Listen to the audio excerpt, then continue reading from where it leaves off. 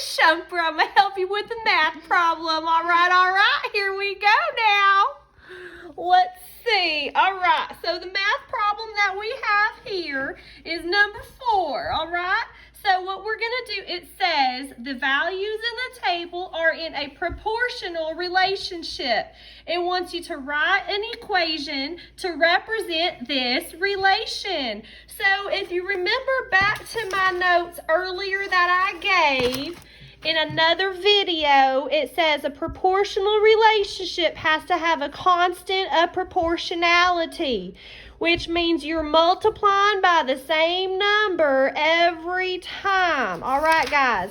So the problem that we have here is our table. We have A and B. Well, I like my tables vertically, so I'm going to go vertically right in my table.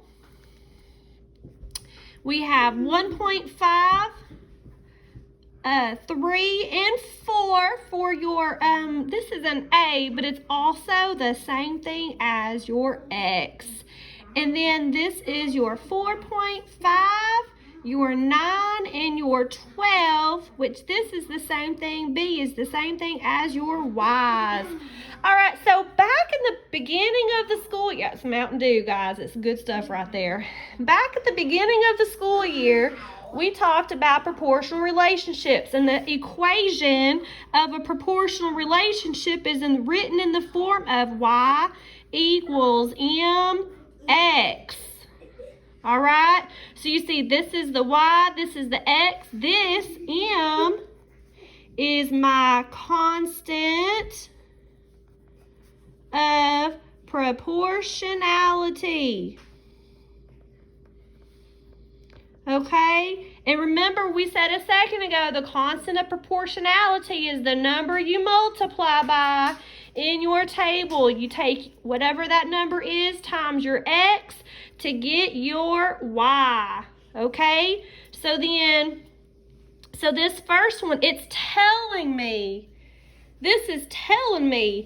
y'all see that? It says the value in the table are in a proportional relationship. So it's telling me it's proportional. All right, so I don't have to find out if it's proportional or not. It's telling me. All right, so I like to go easy. Well, 1.5 times 4.5, I don't really know what that is. So what times 3 is 9? That's easier for me to figure out. So I'm going to say, well, 3 times some number is equal to 9. Well, I know what that number is. Do you? You can message me in the comments for what that number is if you don't know. But that number is going to be your M.